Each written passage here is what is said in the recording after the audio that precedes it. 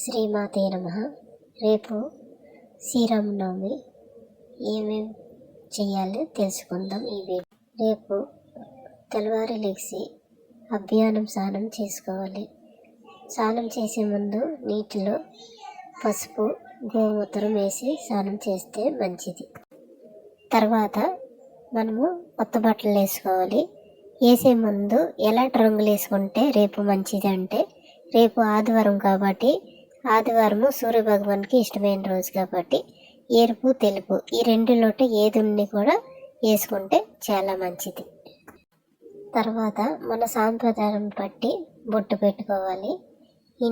ఇంటి ముందు తోరణం కట్టుకుంటే చాలా మంచిది. తర్వాత మన పూజ విధానము తెలుసుకుంటాం. పార్వతిని లేదా విశ్వక్సేనుల వారిని ఆరాధించండి.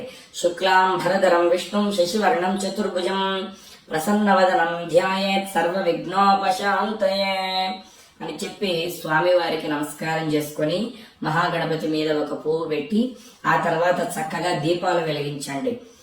దీపంలో ఆవు నెయ్యి కావచ్చు లేదా నువ్వుల నూనె కావచ్చు వేసుకొని మూడు ఒత్తుల్ని ఆ దీపంలో వేసి చక్కగా దీపాలు వెలిగించి దీపానికి గంధ కుంకుమ అక్షతల్ని సమర్పించండి. ఆ తర్వాత సీతారాముల చిత్రపటానికి కూడా గంధము కుంకుమ సమర్పించి ఎర్రని పువ్వులతో పూజించాలి. ఎర్రని గులాబీలు కావచ్చు, ఎర్రని మందారం పువ్వులు కావచ్చు, ఎర్రని గన్నేరు పువ్వులతో కావచ్చు స్వామి వారిని పూజించాలి. ముఖ్యంగా తులసి దళాలని ఒక మాలగా కట్టి ఆ తులసి మాలను స్వామి వారికి సమర్పిస్తే చాలా మంచిది. లేదంటే కాస్త తులసిని తెచ్చుకొని ఆ తులసి దళాలతో శ్రీరామచంద్రమూర్తిని పూజించినట్లయితే ఆయన పరిపూర్ణమైన అనుగ్రహం మనకు కలుగుతుంది. అదే విధంగా నైవేద్యం ఏమి సమర్పించాలంటే పానకము, వడపప్పు, పరమాన్నము, దధ్యోజనము. పానకం ఎలా చేయాలో మీకు తెలుసు కదా. చక్కగా నీళ్లలోకి బెల్లం వేసి ఆ బెల్లం కరిగే వరకు ఉండి ఆ తర్వాత 2 అగరబత్తీలు వెలిగించుకొని చక్కగా పూజ చేయండి. ఆ తర్వాత ఒక కొబ్బరికాయను కొట్టి నైవేద్యాన్ని స్వామికి సమర్పించి ఆ తర్వాత రామరక్షా స్తోత్రము, రామ అష్టోత్తర శతనామావళి స్తోత్రము ఇవన్నీ కూడా చదువుకొనవచ్చు. ఏ స్తోత్రము రానటువంటి వాళ్ళు శ్రీరామ రామ రామేతి రమే రామే మనోరమే సహస్రనామ తస్తుల్యం రామనామవరాననే ఈ శ్లోకాన్ని 108 సార్లు కావచ్చు, 48 సార్లు కావచ్చు, 11 సార్లు కావచ్చు, 3 సార్లు కావచ్చు చెప్పుకోండి. అది కూడా నోరు తిరిగినటువంటి వాళ్ళు శ్రీరామ జయ రామ జయ జయ రామ, శ్రీరామ జయ రామ జయ జయ రామ, శ్రీరామ జయ రామ జయ జయ రామ ఇలా చెప్పుకోండి.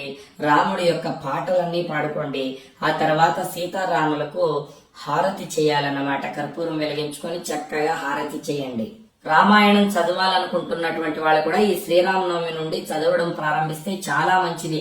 చరితం రఘునాథస్య శతకోటి ప్రవిస్తరం ఏకైకమక్షరం ప్రోక్తం మహాపాతక నాశనం. రామాయణంలో ఒక్కొక్క శ్లోకము మనం చదువుతూ ఉంటే మనం ఎన్నో జన్మాల్లో మనకు తెలియకుండా చేసినటువంటి పాపాలన్నీ కూడా తొలగిపోయి శ్రీరామచంద్రమూర్తి యొక్క పరిపూర్ణమైన అనుగ్రహం మనకు కలుగుతుంది. ముఖ్యంగా ఈ శ్రీరామనవమి పండుగ రోజు ఉపవాసం చేస్తే చాలా మంచిది. 12 సంవత్సరాలు లోబడినటువంటి పిల్లలు, 60 సంవత్సరాలు పైబడినటువంటి వృద్ధులు, అనారోగ్య సమస్యలు ఉన్నటువంటి వాళ్ళు అంటే ఈ బీపీలు షుగర్లు ఉన్నటువంటి వాళ్ళు ఉపవాసం చేయకపోయినా పర్వాలేదు. ఆరోగ్యం సహకరించినటువంటి వాళ్ళు ఉపవాసం చేసి రామనామాన్ని జపిస్తే విశేషమైనటువంటి ఫలితం కలుగుతుంది. ముఖ్యంగా మీ దగ్గరలో రామాలయం ఉంటే ఆ రామాలయానికి వెళ్లి చక్కగా మీ గోత్రనామాలతో పూజ జరిపించుకొని రామాలయాన్ని ప్రదక్షిణ చేసి వచ్చినట్లయితే చాలా మంచిది. ఇక శ్రీరామనవమి పండుగ రోజు మద్య మాంసాలకి దూరంగా ఉండాలి. ఎటువంటి వారైనా సరే మద్యము మాంసము భుజించరాదు.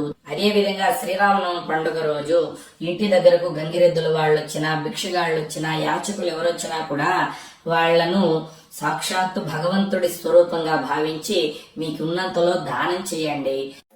అలాగే సాయంకాలము తులసి కోట దగ్గర దీపము, దూరం దగ్గర దీపాలు, దేవుడి దగ్గర దీపాలు పెట్టుకుంటే చాలా మంచిది.